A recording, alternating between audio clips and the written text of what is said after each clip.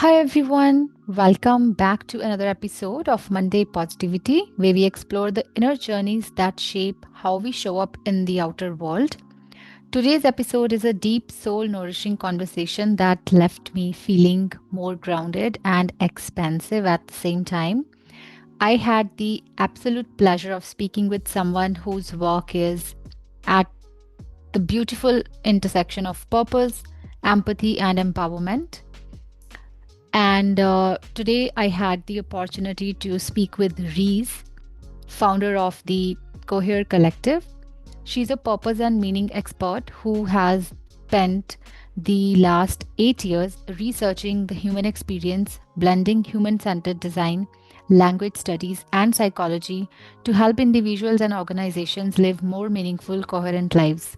From her early spiritual explorations and personal mental health journey to helping others release purpose anxiety, her path is as inspiring as it is thoughtful.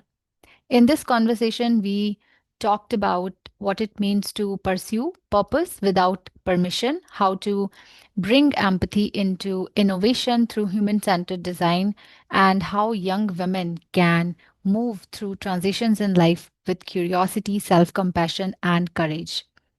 This episode is especially for you if you've ever felt the pressure to figure it all out, or if you've been navigating a season of change and wondering what's next. So grab your favorite drink, settle in, and let's dive into this powerful conversation with Reese. Guests also on the podcast, and you are first on the podcast. So tell our listeners and viewers a little bit about yourself and your journey. For all the listeners, my name is Reese Brown, and I am an expert in purpose, meaningful living, and fulfillment. And you may be able to guess pretty easily that that is because those things are quite important to me, and I've had quite the journey to finding and pursuing my own purpose. So, as a very, very young person, I always was embedded with this sense of I'm meant for something more. I'm meant for something more. There is a beautiful purpose to my life, but I just never quite had the words for it. And growing up in Texas, in the South, in the States, the language that I was given to understand this sense of a higher power and a bigger, deeper meaning was the Christian God.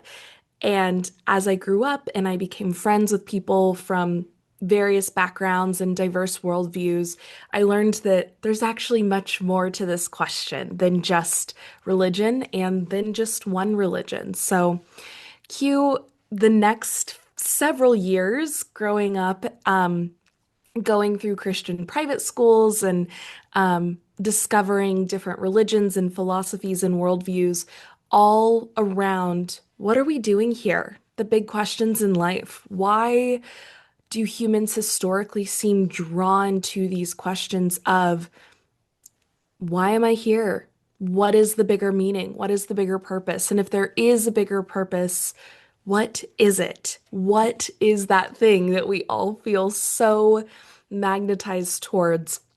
In college, I decided to study this question. I spent a lot of time researching the human experience, and that's what I've spent about the last 8 years doing, really trying to understand what the human experience is and how we can make it more purposeful, more meaningful. And it's led me to this line of work, being able to have amazing conversations with people such as yourself about these topics. And I've discovered that my purpose is helping other people find theirs. So, that's just a little bit about me, about my story. And thank you so much for having me. I'm thrilled to be here. Yeah, and I think this is actually a very important topic because I personally have also struggled with that. And like you said, finding that word for like your purpose, like what is my purpose? Uh, that's a daunting, concept. Like it can give you, sleepless nights sometimes. Yeah. And I'm actually, curious about this term, purpose anxiety, because I think I heard of it first time from you only. Tell us what it is. What is purpose anxiety? Yeah, so purpose anxiety is this thing that I think a lot of people feel, but not a lot of people have the language to describe. So it's this idea that, you feel this, like I was just describing, sense of something bigger than myself. I'm meant for something, but I don't know what it is. Mhm. And it's that lack of clarity around that really gives rise to this feeling of anxiousness. And it can take a lot of different forms for different people, right? Some people are like, I just don't even know where to begin, so I'm just going to try and not, I don't want to go there. I'm just going to push that feeling down and just do the things that I've been told I should do. I'll go to college and get a good degree and get a good job and hopefully figure it out along the way. But that baseline confusion or lack of purpose feeling really comes through in this sense of stress and anxiety. And then you have this other form, and again, these are just generalizations. Of course, purpose is deeply personal, so all of these experiences are going to be extremely personalized. But this other form of purpose anxiety that we really see are these people that feel a deep mission or a deep vision. And because of that sense of drive and passion, it layers this anxiousness, this stress on top of it that is, I need to be focusing on just this and accomplishing it tomorrow, right? Yeah. This is something I need to be doing and I don't know how to even go about doing it. How do I define this thing that I feel? And what is this thing that I feel?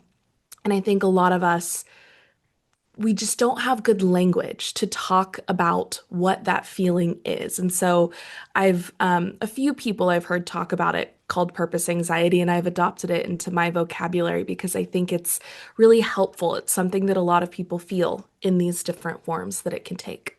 Yeah. And how can we redefine purpose in a way? Because I have so when we talk about, purpose, you said that, accomplishing things and it takes you into that, performance zone, like you have to perform all the time.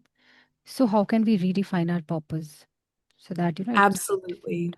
This is like one of my favorite questions because I think we have completely been sold a lie of purpose. This package of what our purpose is supposed to look like, especially in modern Western society.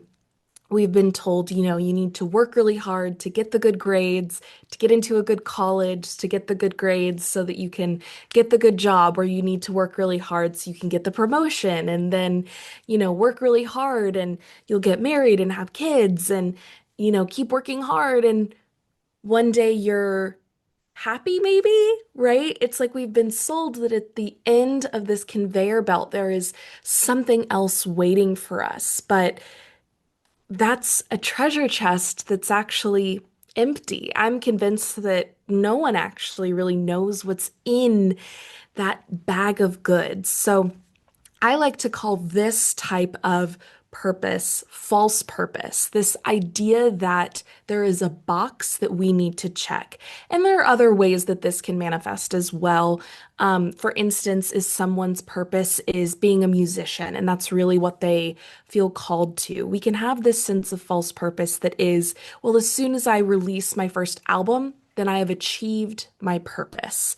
Yeah. And I think that can add to this purpose anxiety that there is this box that I need to check, and there will be some point in life that I have achieved purpose. And I also think that that's backwards thinking. So I have a definition of true purpose that I think is much more expansive and can help us rethink and rework and kind of massage the way we view purpose to be helpful and productive for us and not so oppressive and stressful, anxious. So that includes it being expansive, right? Purpose is not a box to be checked. It is a journey to explore. So that's one really important facet of true purpose is that it's ever evolving, right? And I think that this is the most counterintuitive part of my definition because a lot of people think, well, if it's your purpose, it's your one main goal in life.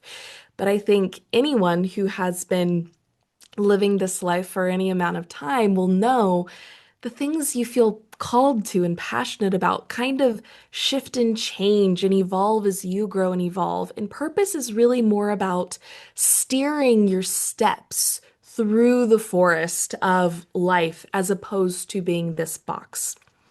Purpose is also deeply connective. So I think this lie of false purpose often makes us think there's something we have to do inside of our own brains, within our own life, that this is my mission to achieve. I have to do it completely on my own. When true purpose actually allows us to connect with other people in a really beautiful community-oriented way. There are a few other elements of true purpose that I like to highlight, but the last one that I'll just speak to here to keep my answer brief and not too complex is that it's not generated to outcome, which this is another one that's really difficult, especially for any of my fellow people in the States, that we're told, productivity and achieving and hard work is the thing that is going to give you this sense of purpose. But the real true purpose through my research that we have found when people feel this sense of fulfillment, it's not tied to any outcome or any monetization or any number in your bank account or any number in your follower count or even any number on the scale or whatever that measurement is. It's actually tied to this sense of every morning when I wake up, do I feel excited to put my feet on the floor and move forward? And then at night when I go to bed, do I feel like I had a good day? And those little things, it's these little daily actions that add up to this really profound sense of purpose. And so, if anyone out there is struggling with purpose anxiety and this overwhelming, daunting feeling of wanting to tackle these questions, I would recommend starting with the small things. I think when we talk about this, it can feel really big, and that's why this is so overwhelming. But really drilling down into what makes me excited? What makes me happy? What do I feel like my heart and my gut and depending on your worldview, your higher power, your third eye, your energy system, whatever you like to talk about, the mysterious part of life with whatever language, what does that call you towards? And it's the combination of all of these things that purpose arises through. Yeah. I mean, I didn't want to ask the next question because I loved, whatever you shared. I wanted to listen to you speak more. Um, and I think, like you said, it changes with each stage of life. It's like you're co-creating with life, like, you Yes. said. Yeah. And let's also talk about um, young women because they struggle with, different transitions in life. And somewhere I feel like they also sometimes, question their own worth and their purpose as well. So, what will be your advice for those, young females or young women who are struggling with the same? Absolutely. This is a fabulous question. And I really enjoy working with young women the most because that's where I was, right? For such a long time, trying to understand what my purpose was. And I think in our current society, the way our current society is set up, young women are really put under a lot of pressure to be a million different things at once to everybody, right? We are supposed to be the perfect daughter, the perfect sister, the perfect mother, the girl boss, the CEO, the woman who never sweats but is also perfectly put together, doesn't stress and yet gets it all done somehow. Yeah. And where are we at the end of the day? Where is this feeling that we've been talking about during our whole conversation, right? And it is usually that voice, that inner voice inside of us that gets the most quiet because of the way our society is structured, right? In now we're a more global society than ever because of things like the internet and communication and all of these things. And systems like patriarchy and capitalism are built to tell women this is exactly how you need to produce and create in order to be a quote unquote good member of society. And that can make these transition periods really, really difficult because oftentimes women are up against lifetimes of conditioning and then this own voice inside of us that there is really this question of stepping into self-trust with. So if I had any advice for young women that are feeling this back and forth with this call, but also these responsibilities, I would say there is no wrong choice, Mhm. right? And I think that's the first myth to kind of do away with, that we're constantly worried, I'm going to go down the wrong path, I'm going to make the wrong choice. And your path is the one that you carve. And every single choice you make is some sort of steering that creates the beautiful piece of art that is your life. So, as much as you can, remind yourself you cannot make a wrong choice. What is meant for you in this life will not pass you, but also try and create spaces and places that you can cultivate that inner voice. And this is hard when you first start working on it because there's so many other voices that we think are our voice, but Yeah. actually these are the messages that have kind of infiltrated the pure true inner voice, right? So it starts with this daily practice of being quiet with yourself, getting to know yourself, listening to that inner voice, and really becoming your own best friend first. And then that inner voice starts to get louder and louder and louder, and you can trust it more and more. And this is a lifelong process, a lifelong journey to learning to love and grow and support yourself. And like you said, co-creating with life, but also co-creating with the self in the sense that there's a lot of inner child work that can come up with this. Yeah. And a lot of this picture just looks so different for so many people depending on their life path. But generally, that's what I would say. Yeah. And I think, like you said, spending time with yourself and, listening to your inner voice. Because one of my guests, like I think we had last recording I had with the lady, she said for 20 more than 20 years, she didn't know what she wants from life, what was her favorite color, whether she wants to have a coffee, or if somebody would say, would you like to go for coffee? She would say yes. Or if somebody says you would like to go for a cup of tea, she would say yes. So she had to do, a lot of reparenting to understand, what she wants from Yes, life. Yeah. absolutely. I think that that's such a beautiful point because oftentimes, at least I'll speak from my own experience, but you hear it's very common to hear among mothers as well. Well, I don't actually, the where do you want to go for dinner? I don't care. Let's go Mm. anywhere. And they're like, but I actually don't care. If I have an opinion, I'd tell you. I just don't really have an opinion and I don't care. And I think that that's true at the beginning of this journey, right? But a lot of that is because we've been taught that an opinion is inconvenient to other people Yeah. and that that's taking up space. And the more that you spend time with yourself and listen to this inner voice, you begin to hear, oh, I do have an opinion.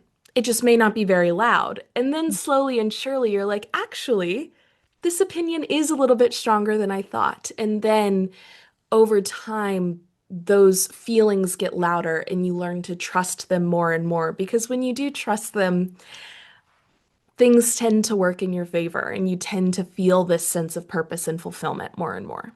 Yeah. And I also wanted to ask you, because you said that you have been working with young women as well. And I had the Mhm. same question. I had posed the same question to one of my previous guests. He's a men's coach, and he, shared how working with, like, he shared his journey. He was working with a man, and how, he saw the transformation and, the changes. Would you like to share any of those, like maybe a client whose journey you saw, like, how she transformed? Sure, absolutely. So this is kind of my day-to-day. I work one-on-one with young women to help them find and pursue their purpose. And when I say that, I do mean this true definition of purpose. And the women that tend to find me and really resonate with my work tend to be the women that fall into the second camp of purpose anxiety that are, I feel this big sense of purpose, but I don't know what it's called. I don't know what to name it. And I just don't know what to do with it. And life feels like it's just spiraling and snowballing. And the first step that I really like to take with any client that I'm working with is just to get to know each other and Yeah. really form this bond and model for them through our relationship, the relationship that they can cultivate with themselves. I really don't look at it as being, I'm technically a certified life coach, and that's the formal title, but I really more like to think of it as an unveiling partner, right? When clients are working with me, they are doing all of the work. I am just there to witness it and hold space for the work that they're doing. And I had one client who approached me and she communicated, I feel this deep sense of purpose and I have these plans for my life that I'm really excited for, but there's just this underlying there's just this other picture that is, I don't know what I'm missing, right? There's oftentimes I feel like I'm missing something, but I don't know what I'm missing. And I said, first, let's roll way back. We're trying to answer life's biggest questions in an hour. We're not going to be able to do that, unfortunately. But what we can do in this hour is create time and space for you to connect with yourself. And over the course of talking about her experience and having time really just dedicated to her and her feelings, what ends up happening is that women are now able to hold the tension of all of these things that we feel the pressure to do and to the perfectionism and ability to check all of the boxes, with also this wild instinct that we feel inside to roam free and explore. And we're all really sitting at the intersection of that. And that's kind of the human condition.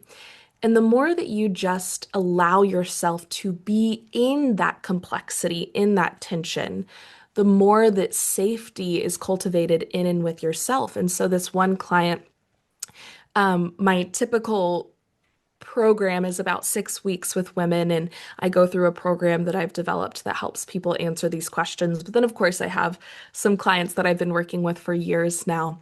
And slowly and surely, she went from, I'm just missing this thing to, I still don't know what it is that I'm missing, but I'm starting to feel it more and more, right? And it's still this question mark. And I continued to remind her that's good. The question mark is good because it stays open and it's going to evolve with you. We're not trying to answer the question, we're trying to keep asking these questions. And now we've worked with each other for maybe 3 years at this point, and she calls herself a master in the question asking.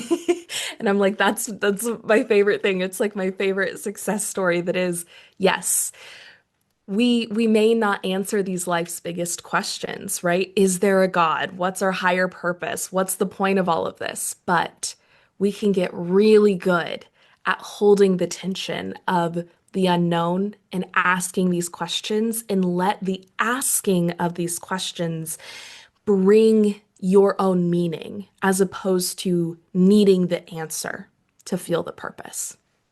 Right. And do you think like asking the right question is more important than, just asking? Or like, because I had this discussion, I think 2 years ago with one of the guests. She brought up the concept of, stories, the stories, we keep telling ourselves. And she also, I'm not sure if it was the same recording or some other recording, but we also talked about, asking the right questions. If you want to, receive the right answer, what will be, Yeah, yeah.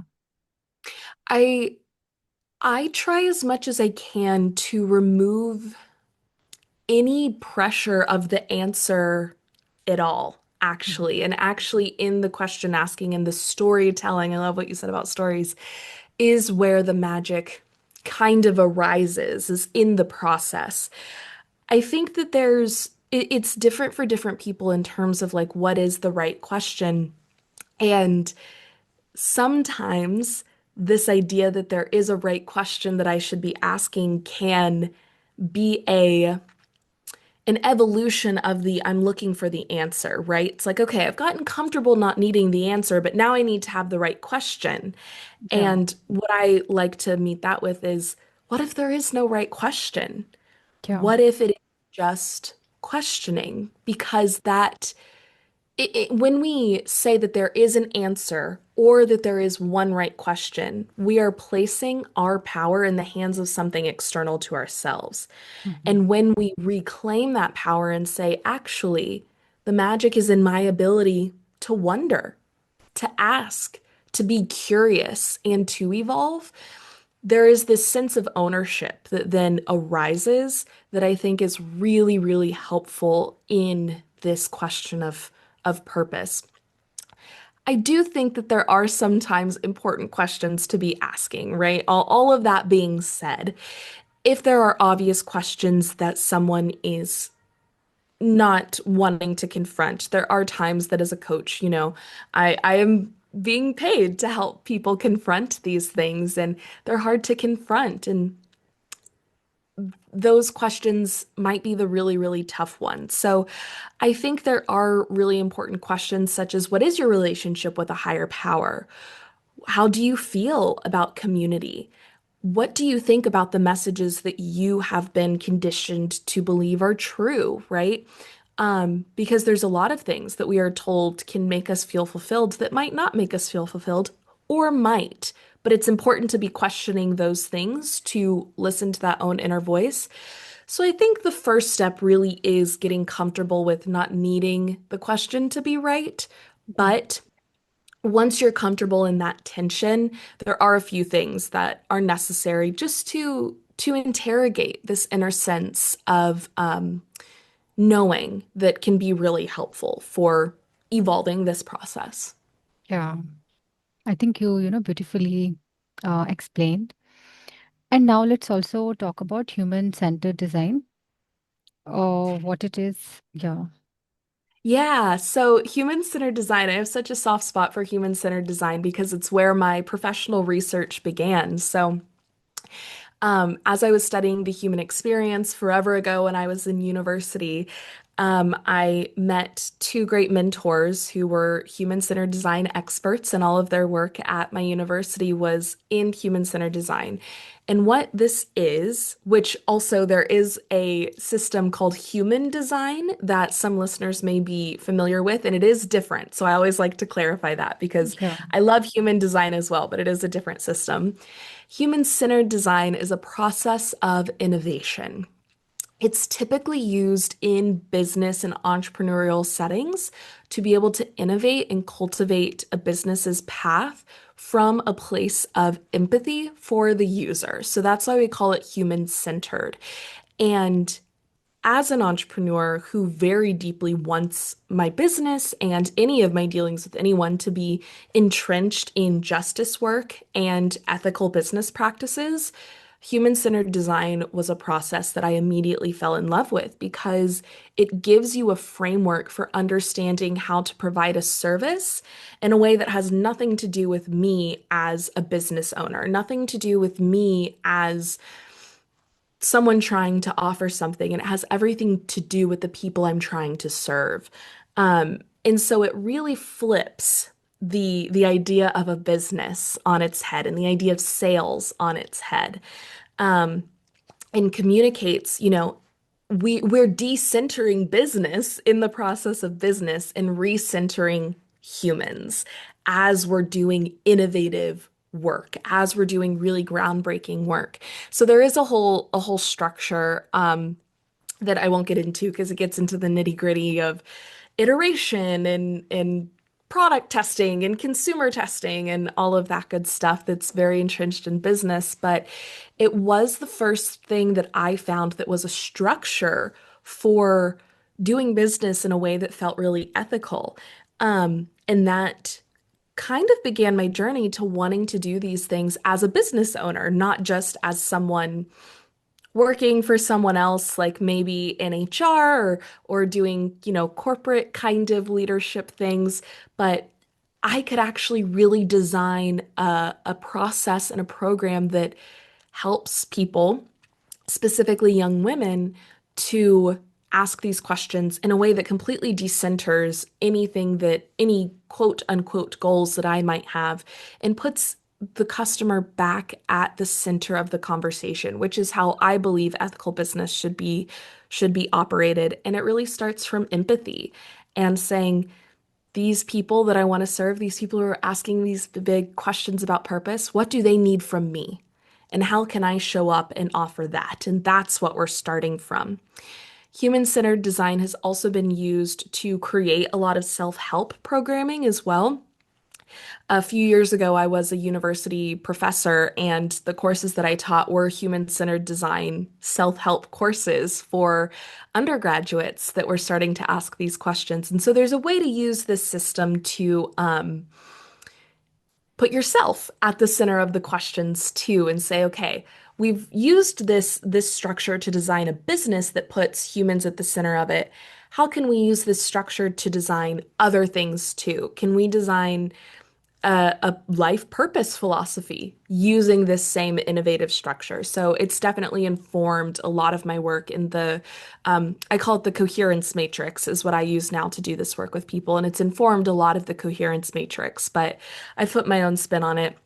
But it's a very, very helpful framework if anyone is curious. And I would suggest the book Design Your Life by Bill Burnett and Dave Evans, I believe. It's a really wonderful book that is about this kind of self-help oriented human-centered design.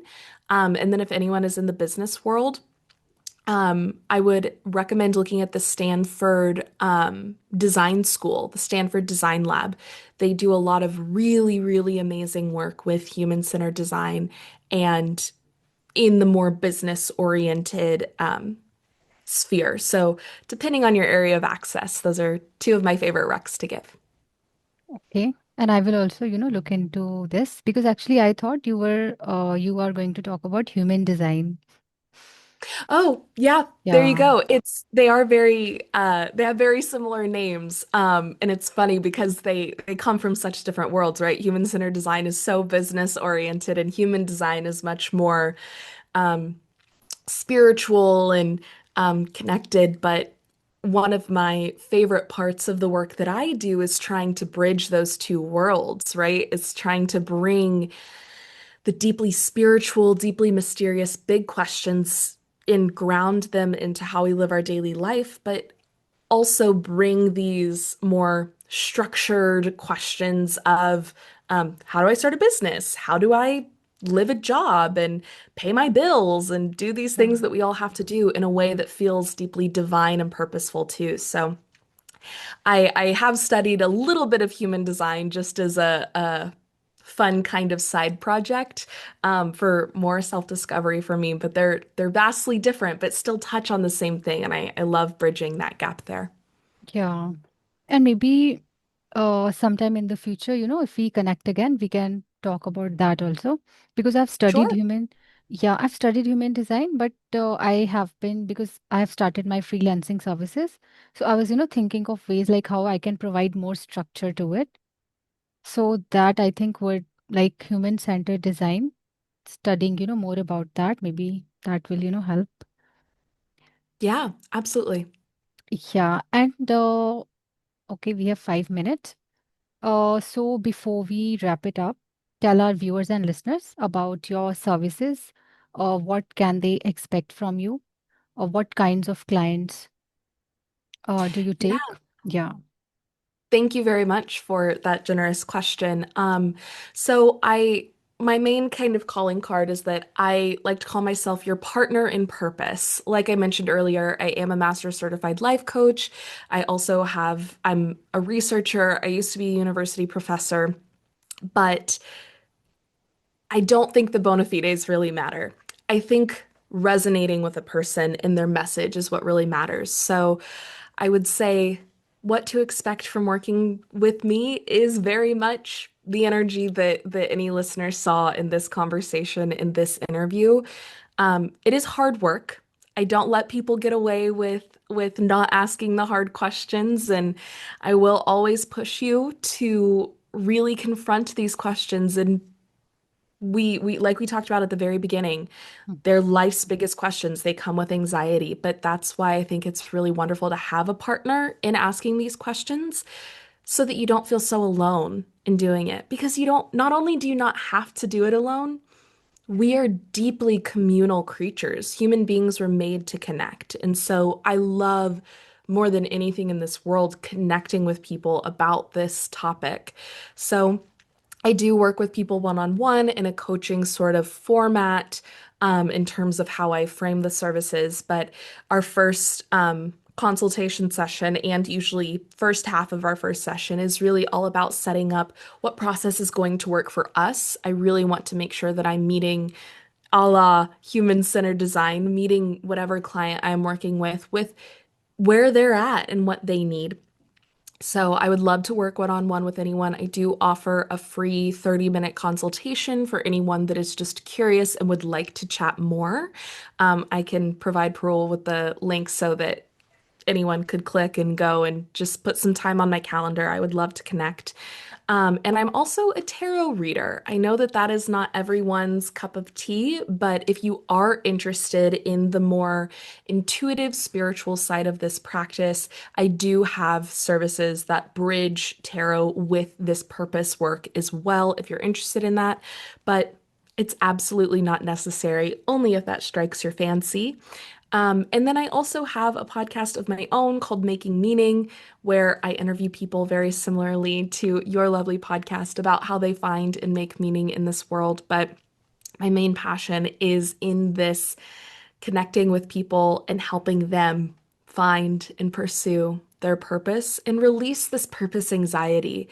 There is so much in this world that we have been told that we should stress about, right? You need to be anxious about figuring it all out and having an answer and making sure that when you're on your deathbed, you're gonna feel good and you're not gonna regret your life. And we just layer all of this pressure onto ourselves. And so anyone who's ready to unravel, unveil, reveal what's underneath all of those layers that we build up around these things, I would love to just chat and connect more. Yeah, I love that. I love your work, and I loved your energy, and I love the fact that mix like spiritual and the physical. Like we have to be practical, but at the same time we can be spiritual also. Yes. And Yeah. yeah, and anybody who wants to connect with Reese, I would put all the links to her website, your podcast, and your socials as well. All the links in the description box, and I'll also put the link for 30-minute consultation. If you have a link for that, I'll put it there as well. Yes, I can send that over to you. Thank you so much for this space. I've really enjoyed connecting with you. Yeah, same here. And I hope we can connect soon in the future. Absolutely. Thank you so Bye. much. Most welcome. Bye bye.